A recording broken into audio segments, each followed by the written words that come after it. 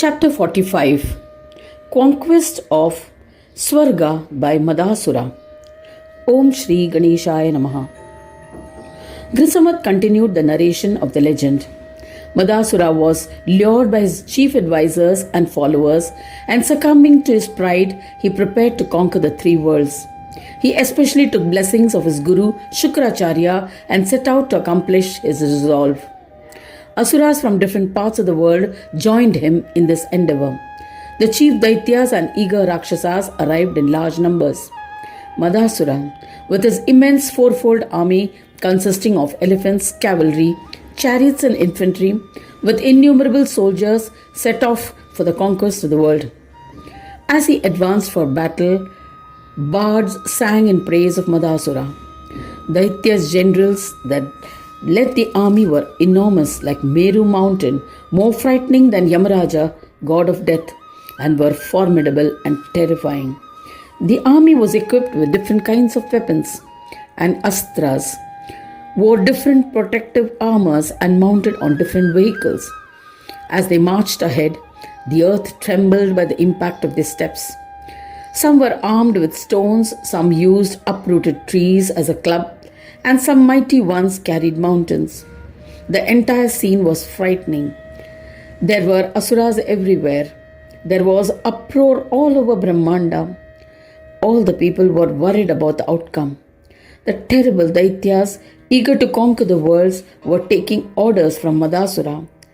Some kings were killed in battle. Some kings surrendered. Some were terror-stricken and seeking asylum went to the ashram of Chavana. People felt that this widespread attack had the hallmarks of the end of the world. After the conquest of the earth, the Daityas celebrated their victory with a grand festivities. After they had conquered all 7 islands on the earth, the cruel, terrifying Daityas resolved to defeat Devas. The 7 islands described in the Mudgal Purana are Jambudvipa, Plakshadvipa, Salmaladvipa, Kushadvipa, Kraufichadvipa, Shakadvipa, Pushkaradvipa. They reached Swargaloka instantly, the speed of wind. They demolished all the forests and gardens belonging to Devas. Devas informed Indra.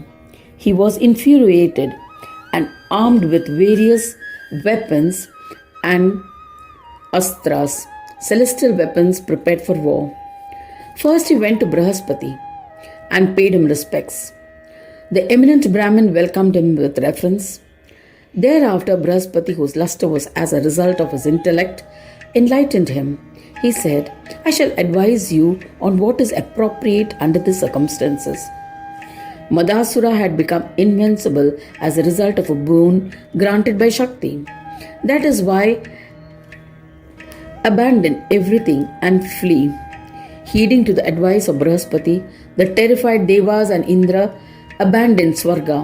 When Madasura became aware of this, the victorious king happily proceeded to Amravati, the abode of Indra. He claimed the throne of Indra. The Apsaras, the celestial dancers, danced for him, while the Gandharvas, celestial musicians, sang. Devas provided Daityas with heavenly indulgences and served them. As they were served by Devas, they became more arrogant.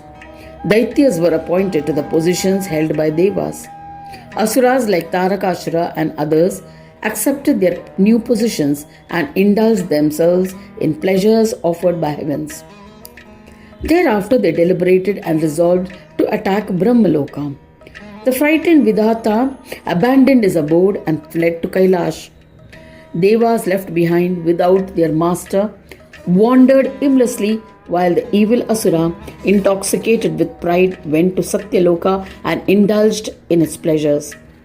The Daitya became intoxicated with pride for their achievements. Daityas travelled in a Vimana which was equipped with comforts, which could change directions at will and move with the speed of thought, and achieved feelings of accomplishment. King Madasura, intoxicated with pride, was happily seated on the throne of Brahma, and his presence frightened even the gods of death. He was surrounded by the Daitya accomplices. Thereafter, Along with his followers, he directed his attention to Vaikunta. When Ramapati Vishnu realized that the cruel Daitya had reached Vaikunta, he abandoned it and fled. He went to Kailash with his associates and sought asylum.